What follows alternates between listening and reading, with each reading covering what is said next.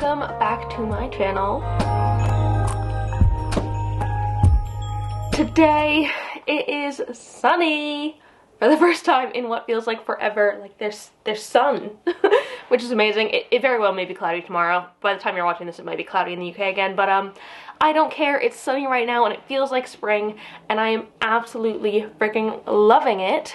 So I thought I would take you through some of the things that I'm doing to prepare for the upcoming growing season, things to do kind of early springish time to kind of boost your houseplants into gear, get them out of their hibernation dormancy period, and just get going with the growing season.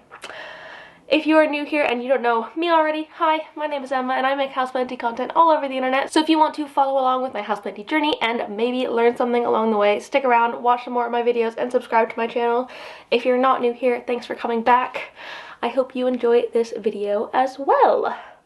Right, let's get into the stuff. So one thing that I don't do that I know a lot of people do is stop fertilizing during the winter months, and that is completely fine.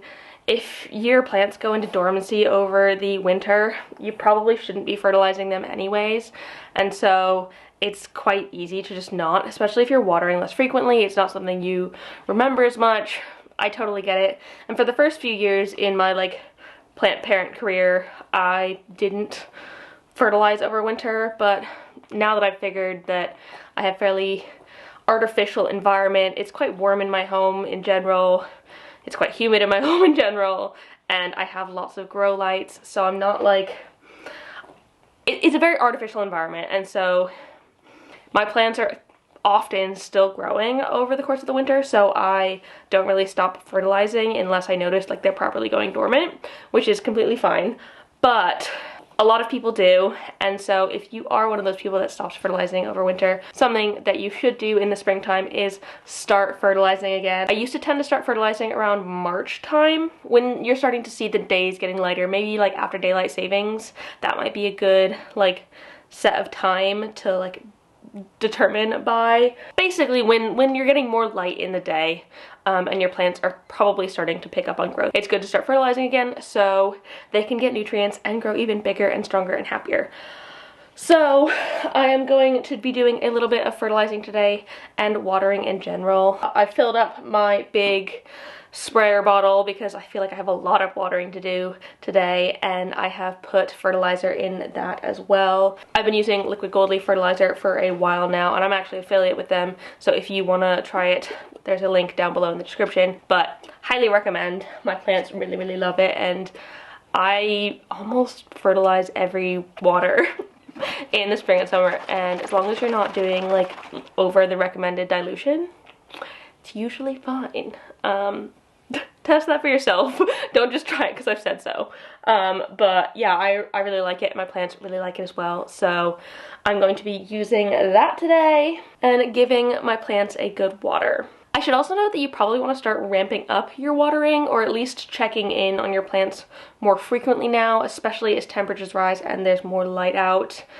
Your plants are probably going to be needing water more often than they did in the autumn and winter months. So you're gonna have to start checking more regularly to see if the soil is dry, as it will dry out a lot faster. So watering more frequently, up to multiple times a week if you live in really hot places, is kind of important. So let's go give some stuff a thorough water and some fertilizer and just have a nice chill spring day. Yeah. And then I'll give you more tips as we go, but I'm just excited to watch my plants spring into action. Get it? Spring into action. Oh gosh, I'm not funny. Anyways, let's water.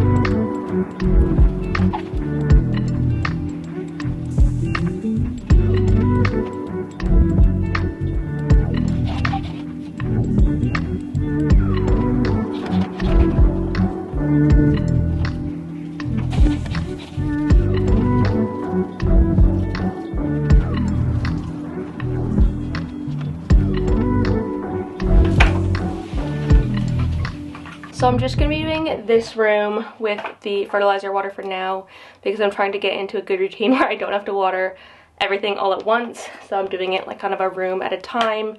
I find that easier for me personally because I do work from home and I can take that time to water my plants multiple days a week and just do different sections at a time. But if you want to water them all at the same time, you can totally do that. There is absolutely no problem with that. The other thing that I wanted to do water-wise was use some nematodes. So I've never really tried nematodes before, but I got some because I've been experiencing long run fungus gnat issues, especially in my cabinet. And so I wanted to water my cabinet specifically with nematode water because it'll just get rid of the pest. Pest prevention in general is a really important thing to be doing come like springtime, sort of change of seasons brings out kind of a new change of like the pest waves. And so you might find that your plants are more prone to getting things like thrips, spider mites, mealybugs, etc. Just all of those things. So you want to be checking them extra carefully during this time and making sure that everything's going and growing okay. And it's also a really good idea to do some sort of pest prevention during this time, whether it's washing everything down with neem oil and horticultural soap, or putting out things like predatory mite sachets, which is what I do. They are great because those work as long as you don't have an infestation preventatively and kind of kill off the beginnings of an infestation before they can get too bad and out of hand. So I find those work really, really well. I'll link the ones I use down below. Not sponsored or anything. None of this video is sponsored. This is just me sharing spring tips. But I will make sure I link everything down below. So if you want to try it for yourself, you can do. But yeah, just pest prevention in general, I find really important in the change of seasons. So let's water the cabinet with some nematode solution now. I don't know how well it's gonna work, but we're gonna give it a go.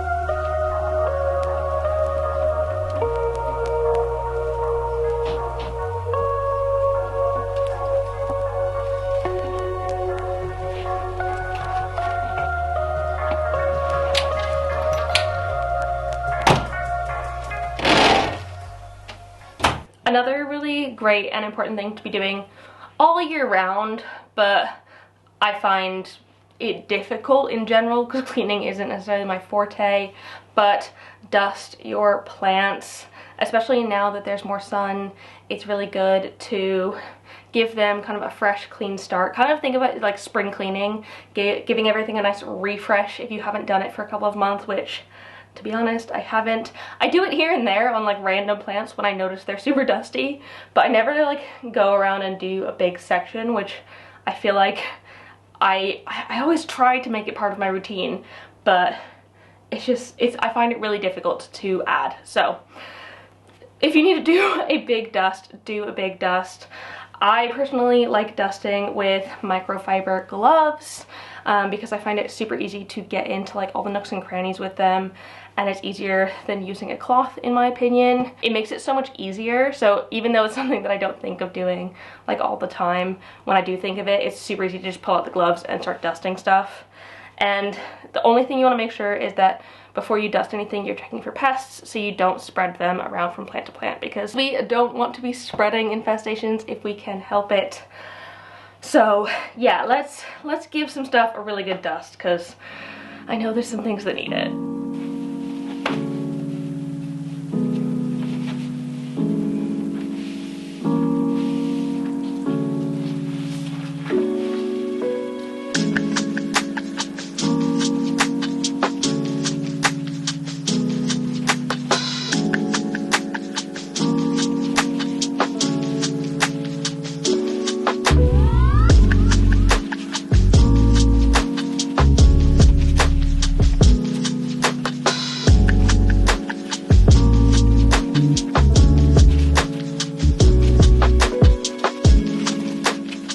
Also, you should note that I didn't do the glorious here, because you don't want to do that with like microfiber gloves or something, because it's a velvety leafed plant.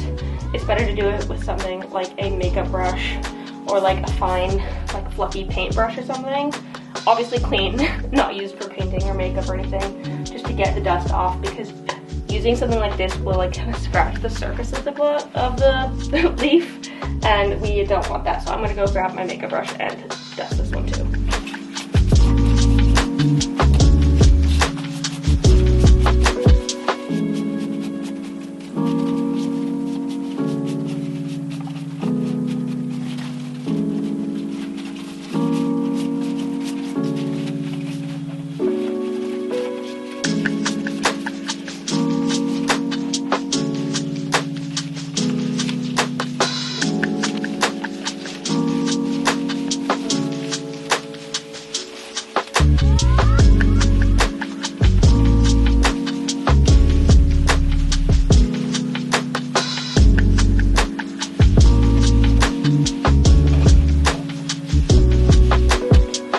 So next up, I'm going to be doing some plant pruning. It's a really good thing to do at the beginning of spring going into growing season for like two major reasons. One, I guess three major reasons actually. One, if any of your plants have like grown yellow leaves over the winter, if you haven't pulled them off, now is a great time to do that. You don't want them sitting in like your plant soil and rotting down the line. So take off any sort of yellow leaves you have on your plants. I tend to do that as I go, so I don't think I really have any at the minute, but just make sure you're doing that. The second reason why you might want to be doing this is because when you prune your plants, it might activate lower growth points, increasing your chances of your plants branching or growing new sprouts or things like that. So it can create a potentially fuller plant going forward, which is super exciting, because who doesn't want our plants to be like super amazing and full? And also, if you're pruning your plants and taking off healthy growth, you can then propagate that as well, because the best time to propagate your plants is in the spring and summer when it's warm. They are going to end up propagating faster and probably stronger as well, and your plants won't be in as much of shock from it. So this is the best time to do it. I'm not saying that you can't do it during other times of the year. You can definitely prune and propagate and stuff whenever you want, but the best time is spring, because you're giving those new cuttings, which can be quite fragile and delicate, a chance to really absorb a lot of light, have heat and stuff like that at like the beginning stages of their life, so they are kind of stronger from the outset, and you're less worried that they're going to die from cold or whatever like that. So let's give some stuff a bit of a prune.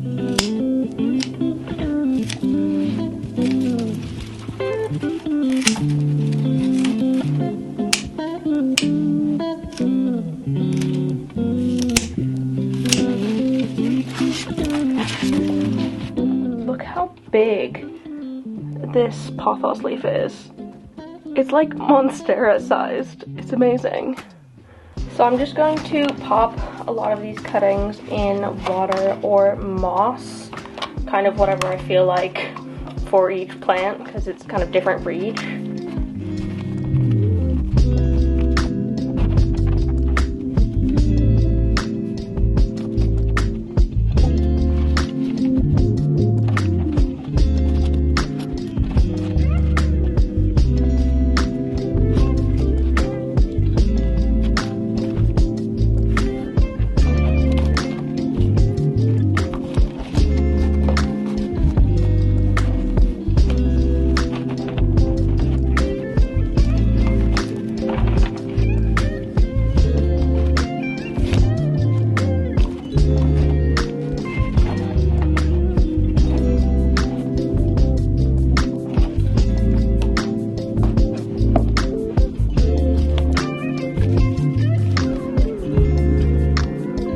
So I've put all of those into prop medium, and I think I'm actually going to take several of them to the plant swap, which is coming up now. I think it's in like a week and a bit, which is so exciting. I can't believe how freaking fast it has come upon us. But one of the things that I like to do before the plant swap, and kind of in spring in general, is take a good hard look at my collection and kind of have a bit of a purge, a cull, like go through and think about things like, do I really need this plant? One of my previous videos, it might have been the one just before this, is actually like plants that I don't want anymore, and I'm getting rid of some plants. But thinking about the plants that you can actually keep happy and healthy during a booming growing season is like kind of really important. You don't want to be going into spring with like already feeling overwhelmed with plant care, and then it's just going to get more intense over the spring and summer months when you're having to care for things more frequently and like water more frequently and fertilize and clean, and it just repot, it just gets a little bit chaotic. So it's really good to have a good thorough inspection of your collection and see things that you want to like keep, sell, trade, swap. Swapping is another great thing to do in the springtime. It's my favorite time to do it because it's not too hot and it's not too cold, so you don't have to worry about shipping plants when it's freaking freezing outside, or going outside in the snow or the rain and whatever to swap plants.